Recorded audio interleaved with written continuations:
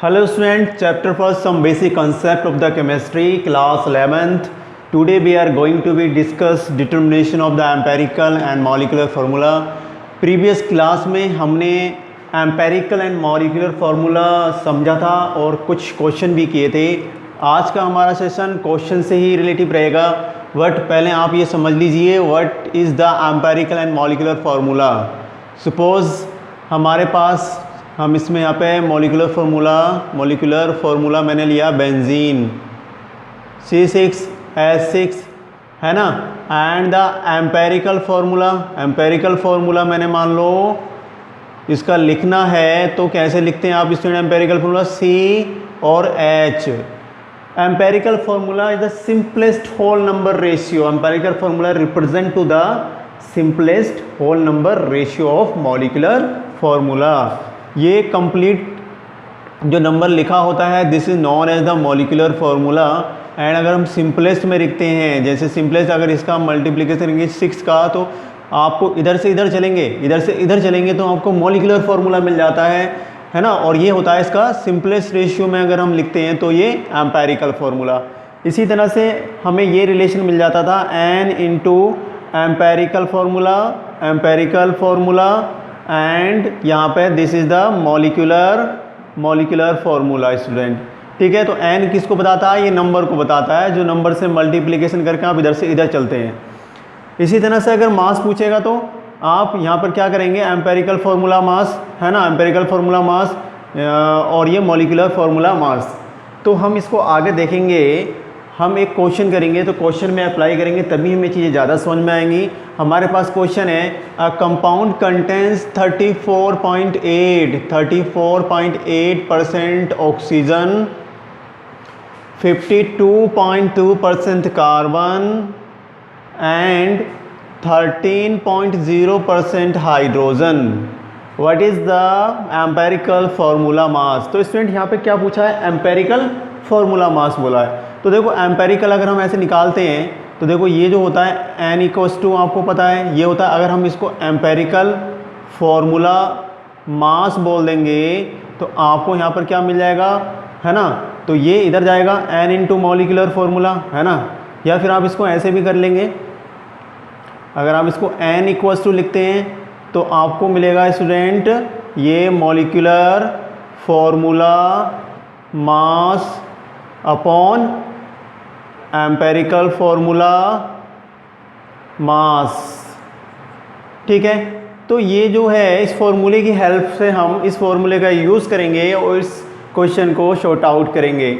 देखते हैं यहाँ पे हमें बोल रहा है कि determination of empirical and molecular formula में अ कंपाउंड कंटेंट 34.8% ऑक्सीजन. यानी एलिमेंट जो हमारे पास क्या है? पहला एलिमेंट है ऑक्सीजन एंड परसेंटेज दे रखी है. देखेंगे स्टूडेंट कितनी है? 34.8% है. एंड दूसरा हमारे पास एलिमेंट दे रखा है कार्बन. तो हम यहाँ पे कार्बन लिख लेंगे. कार्बन का परसेंटेज है 52.2% हमारे कार्बन है. And next element is hydrogen. Hydrogen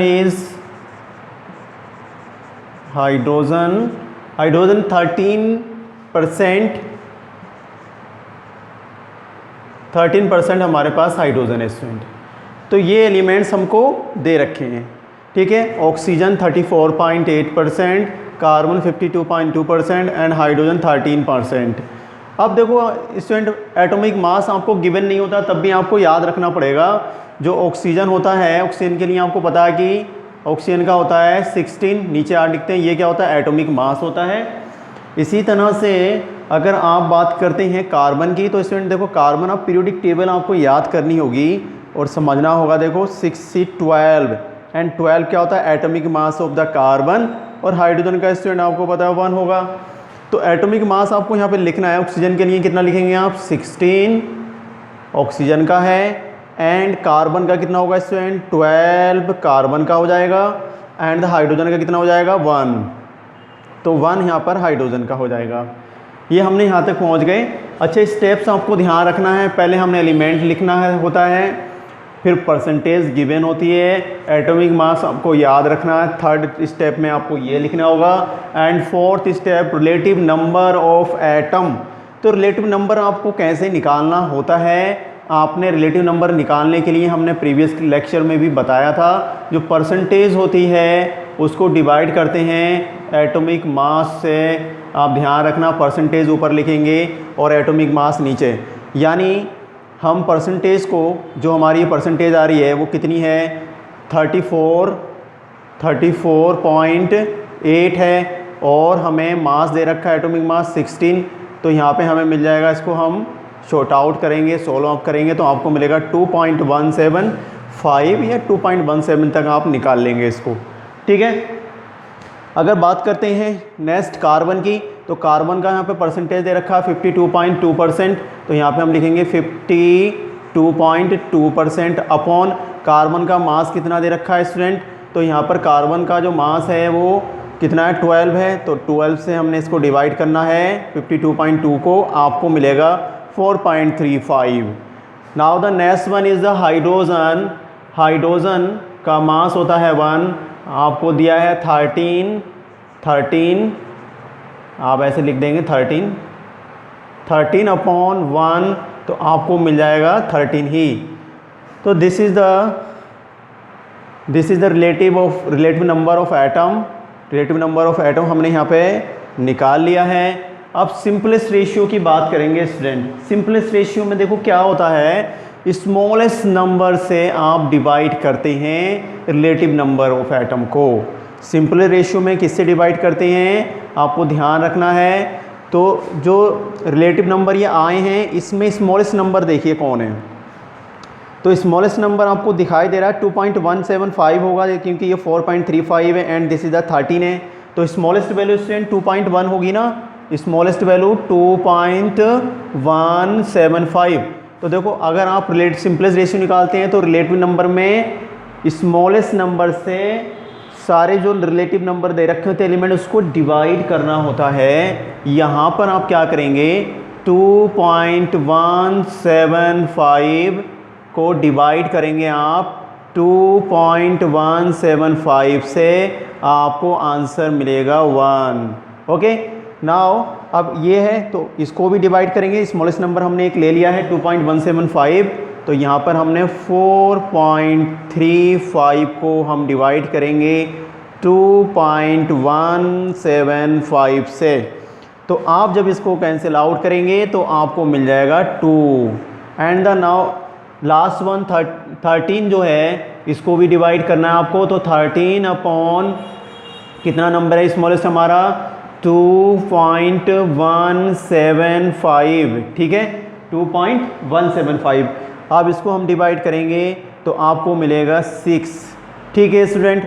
तो इस तरह से हमने सिंपलेस्ट रेशियो निकाल लिया। देखो सिंपलेस्ट रेशियो अगर इंटीजर नंबर में आ जाए तो आपको क्या करना है, होल नंबर रेशियो में नहीं जाना होता है। अगर ये फ्रैक्शन नंबर में आता है, जैसे 2.3 या 2.1 या यहाँ पर 3.2 आ जाता, तो उसको होल नंबर में बदलने के लिए आप क्या करते, सिंपलेस्ट होल नंबर रेशियो का एक टेबल और बनाते आगे, ठीक है।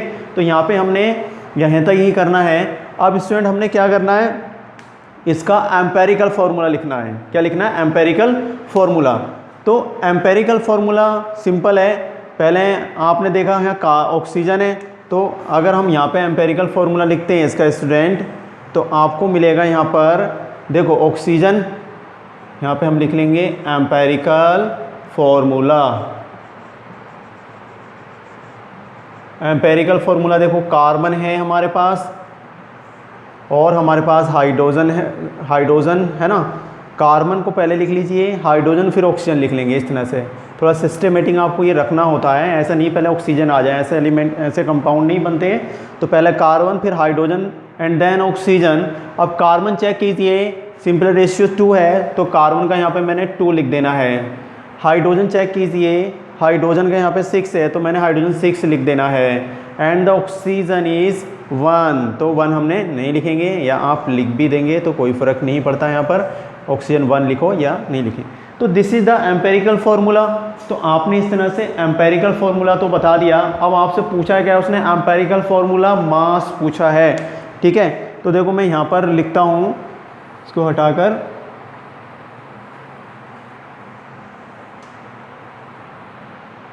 एम्पेरिकल फॉर्मूला मास स्टूडेंट निकालेंगे। एम्पेरिकल फॉर्मूला मास इसने पूछा है, ठीक है। तो एम्पेरिकल फॉर्मूला मास निकालने के लिए आपके पास जो है ये एम्पेरिकल फॉर्मूला है, आपने इसको है ना इस तरह से, अब इसको क्या करना, मास की फॉर्म में कन्वर्ट कर लीजिए, सिंपल सी बात है।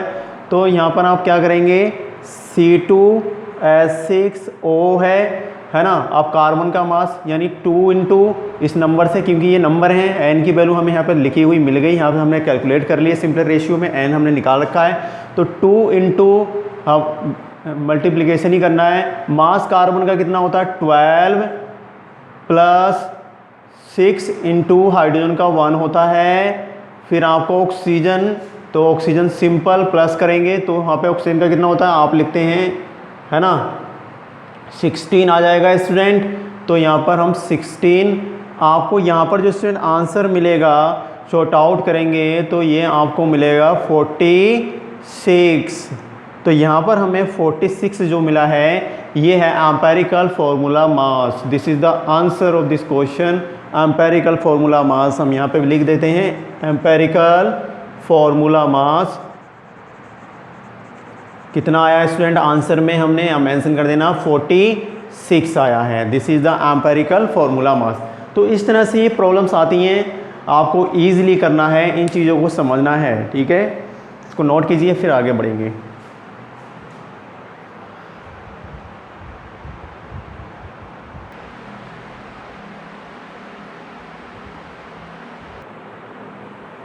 नेक्स्ट क्वेश्चन स्टूडेंट देखते हैं। ये क्वेश्चन है compound of carbon, hydrogen and oxygen contains these element in ratio, ये है 9:1:3.5, यानी ये कार्बन का है और ये वाला दूसरा हमें हाइड्रोजन का दे रखा है, ये हाइड्रोजन का है और ये है ऑक्सीजन का। Okay, calculate empirical formula. एक तो आपको एम्पेरिकल फार्मूला निकालना है और कह रहा है if it is molecular formula mass is 108, molecular formula mass दिया है तो उस मॉलिक्यूलर फार्मूला मास से पूछ रहा है what is the molecular formula.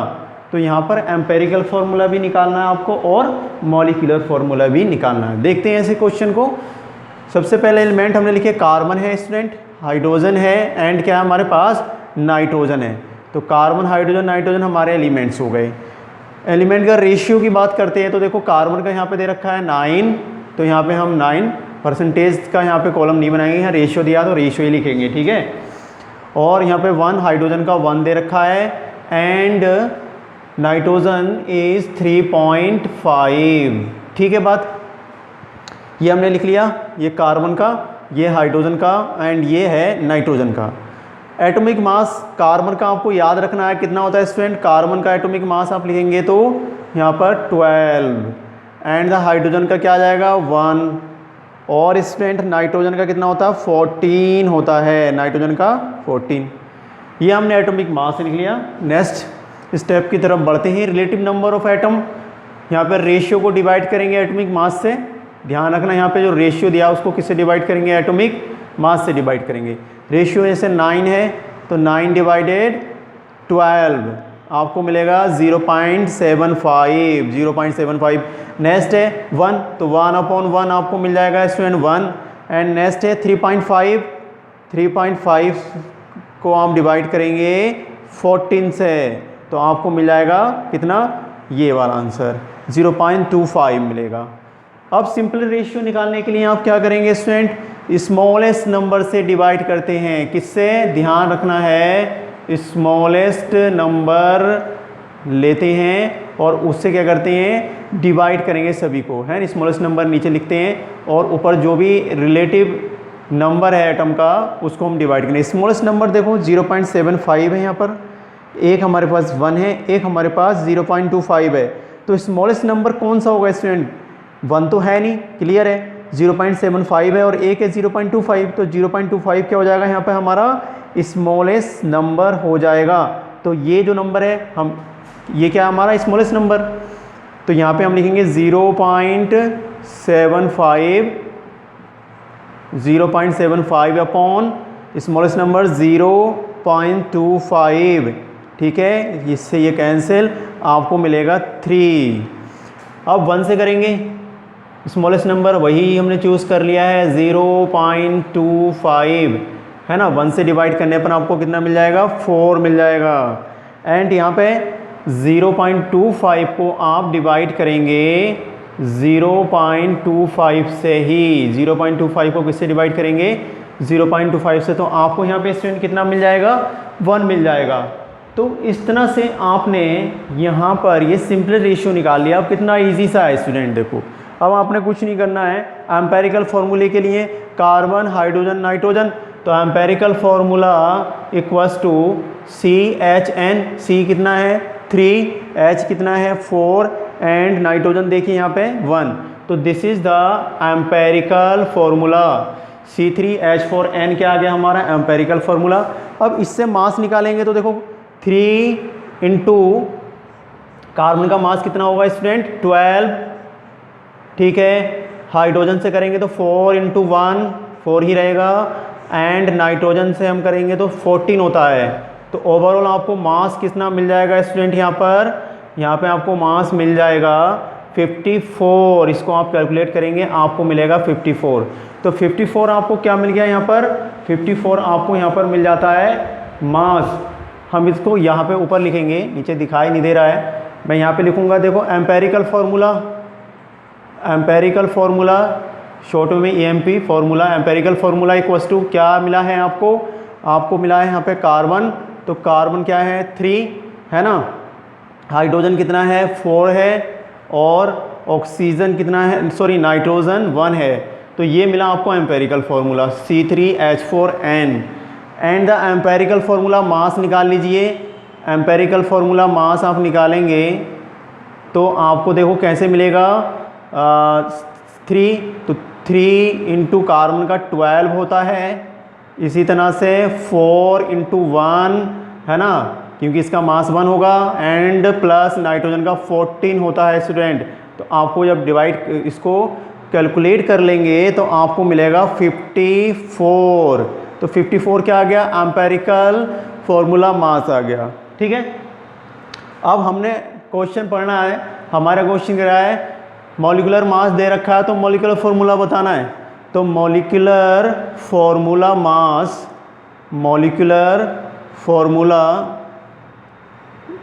Formula equals to N into empirical formula होता है ना, क्या होता है N is into empirical formula. Now N here N value is 2, now 2 value put here, तो 2 into एम्पेरिकल फार्मूला आपको यहाँ पर दे रखा है। देखो स्टूडेंट एम्पेरिकल फार्मूला बनाना है ना आपको मॉलिक्यूलर फार्मूला निकालने के लिए। अब देखो 2 से हम इसको इस तरह से, ये जो हमें दे रखा है C3H4 और N, अब क्या करो 2 3 जा 6, यानी कार्बन कितना आ जाएगा, बोलिए कार्बन कितना आ जाएगा।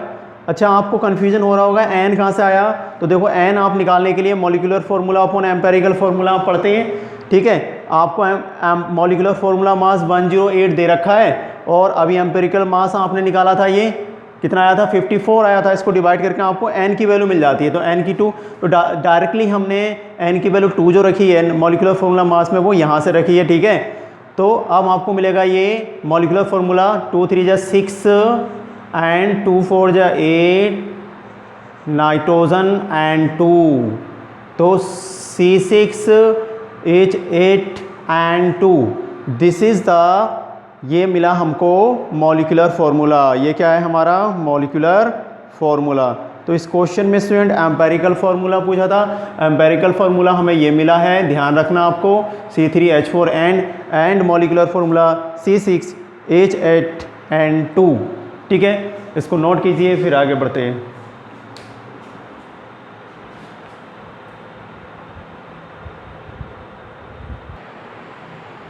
नाउ अब हमने पढ़ना है डाल्टन एटॉमिक थ्योरी। ये लास्ट लेक्चर में हमने नहीं पढ़ा था। तो Dalton atomic theory given by Dalton, इससे भी पहले ग्रीक फिलोसोफर डेमोक्राइटस बोलता है। तो डेमोक्राइटस ने बोला मैटर के लिए कि atom is the ultimate particle of the matter. इसके अकॉर्डिंग क्या होता है, जो एटम है is the ultimate particle of matter. यानी जो एटम है वो स्मॉलेस्ट पार्टिकल ऑफ मैटर है, इसको मतलब डिवाइड भी नहीं कर सकते, इसके अलावा और कोई चीज़ नहीं है इससे छोटी। इसके बाद साइंटिफिक व्यू जो देने वाले साइंटिस्ट थे वो था कौन, वो बताने वाला साइंटिस्ट था डाल्टन। उसने साइंटिफिक स्टडी करी और उस एटम के लिए एक थ्योरी बनाई। This is known as the Dalton atomic theory. इसको हमने क्या बोला, डाल्टन एटॉमिक थ्योरी। किसने दी थी, गिवन बाय डाल्टन। तो इसके अकॉर्डिंग ग्रीक लैंग्वेज में एटम्स को हम क्या बोलते हैं, तो atoms in Greek language means indivisible. Indivisible means not cuttable, इसको हम काट नहीं सकते, यानी ये indivisible particle of the matter है। ठीक है, इसको हम डिवाइड नहीं कर सकते। लेकिन अब आप आगे के न्यू चैप्टर जब पढ़ेंगे तो एटम को भी डिवाइड कर दिया गया, electron, proton, neutron, positron, meson. तो जब ये थ्योरी आई थी तो इसने जो साइंटिफिक एनालिसिस किया था डाल्टन ने, इसके अकॉर्डिंग एटम जो है not cuttable particle of the matter and it is the ultimate particle of matter. Okay, the main postulate और point of this theory are, number one is the elements consist of a minute, बहुत छोटे छोटे indivisible जिनको काटा नहीं जा सकता, particles called the atoms. यानी जो एलिमेंट बना हुआ है, अगर आप बात करते हैं कि एलिमेंट क्या है, एलिमेंट भी बहुत स्मॉलेस्ट होता है, लेकिन जैसे ये सपोज एलिमेंट है हमारे पास, तो एलिमेंट जो है ये छोटे छोटे किससे बना हुआ है, ये मैं ए लिख देता हूँ, और ये एक ही जैसे होते हैं इसमें, ये स्मॉलेस्ट इंडिविजुअल पार्टिकल से बना हुआ है। These are the atom, these are the atoms. Okay, तो ये डाल्टन बोलता है जो एलिमेंट है, जैसे कार्बन का एलिमेंट है तो कार्बन में क्या होंगे, सारे के सारे कार्बन के ही एटम होंगे, है ना। गोल्ड है तो गोल्ड के ही एटम होंगे ना। Okay, now the next postulate of this theory, atoms of an element differ in property, उनकी प्रॉपर्टी डिफर होती हैं, एंड हैव डिफरेंट मास भी अलग होगा, एंड साइज। जैसे यहाँ पे कार्बन का कोई एटम ले लीजिए और यहाँ पे मान लो आपने नाइट्रोजन एलिमेंट ले लिया या फिर आपने सिल्वर ले लिया, तो सिल्वर का मास उस एलिमेंट का, सिल्वर एलिमेंट का कार्बन का क्या होगा, डिफर होगा ना। इसके एलिमेंट जो यहाँ पे कार्बन के एलिमेंट है सिल्वर के एलिमेंट से अलग होंगे, है ना। तो क्योंकि सिल्वर के एलिमेंट सिल्वर की प्रॉपर्टी रखने वाले होंगे, कार्बन के एलिमेंट कार्बन की प्रॉपर्टी, तो इसके एटम भी क्या हैं, वो अलग अलग प्रॉपर्टी को रखते हैं एंड अलग अलग मास को रखेंगे। ठीक है, नेक्स्ट है atom can not be created और डिस्ट्रॉयड, एटम को क्रिएट नहीं कर सकते और डिस्ट्रॉयड नहीं कर सकते। ये law of the conservation of mass को भी बताती है थ्योरी, है ना। यानी law of the conservation of mass, यहाँ से पता लगता है law of conservation of mass. तो ये थ्योरी इसको एक्सप्लेन कर सकती है, law of the conservation of mass को बता सकती है। Next, the relative number and the kind of atoms are always same in given compound. कोई भी कंपाउंड में जो रिलेटिव नंबर है, जैसे मान लो H2O है, तो H2O में क्या होगा, देखो एक तो हाइड्रोजन है एलिमेंट है और ऑक्सीजन है, तो यहाँ पे एक फिक्स में नंबर में रहते हैं, है ना। इनका जो कंपाउंड में रेशियो जो रहता है वो क्या रहता है, फिक्स रहता है एलिमेंट का, और उसके अंदर एटम भी क्या होते हैं, एक फिक्स रेशियो में रहते हैं। ठीक है, तो यहाँ तक हमने ये मेन पोस्टुलेट थी डाल्टन की थ्योरी के, इसको नोट कीजिए।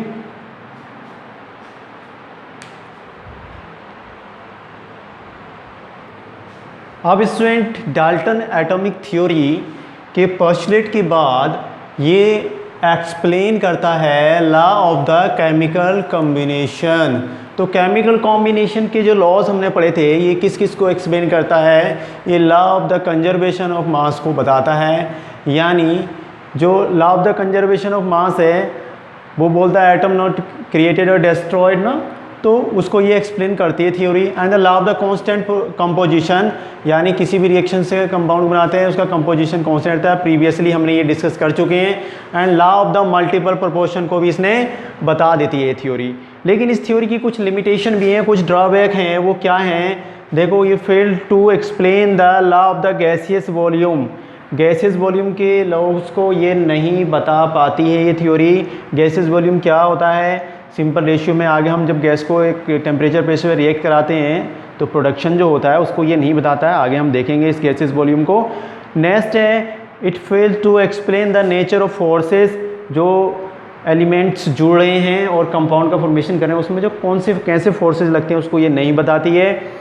And fail to how and why atoms of different element combine, अलग अलग एलिमेंट के एटम किस तरह से कंबाइन हो रहे हैं, कैसे केमिकल रिएक्शन करके प्रोडक्शन कर रहे हैं, ये थ्योरी नहीं बता पाती है। This is the major drawbacks of this theory. ठीक, इसको नोट।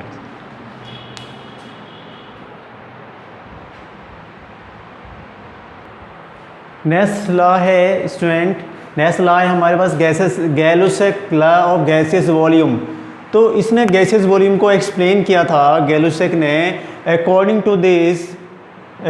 टू दिस लॉ ये बोलता है when a gases combined in a chemical reaction, जब गैसेस केमिकल रिएक्शन करती हैं, they do show in simple ratio, वो क्या करते हैं एक सिंपल रेशियो में अपने वॉल्यूम के साथ रहती हैं और उनका जो टेम्परेचर और प्रेशर होता है वो भी क्या रहता है, सेम रहता है। यहाँ पे सेम टेम्परेचर एंड प्रेशर पर ये रिएक्ट करेंगी H2 + Cl2। इसका रेशियो वॉल्यूम का 1 वॉल्यूम, इसका रेशियो वॉल्यूम का 1 वॉल्यूम। ये क्या एक सिंपल रेशियो में है वॉल्यूम के अपने साथ। अब ये बनाएंगे, रिएक्ट करने के बाद जो प्रोडक्ट बनाएंगे ये इस तरह से 2HCl बनेगा, 2 है ना। तो 2 वॉल्यूम, यहाँ पे कितना बना, 2 volume student. Similar condition of temperature and pressure की है, फिक्स कर लिया है हमने टेम्परेचर एंड प्रेशर। यहाँ पर भी टेम्परेचर प्रेशर हमने फिक्स कर रखा है। तो आपको देखो सिंपल रेशियो की बात करा कि किस में रहते हैं ये सिंपल रेशियो में, यानी अब रेशियो जैसे यहाँ पर 1 रेशियो और प्रोडक्ट बन के 2 रेशियो आया, ये 1 रेशियो 1 वॉल्यूम एंड 2 वॉल्यूम।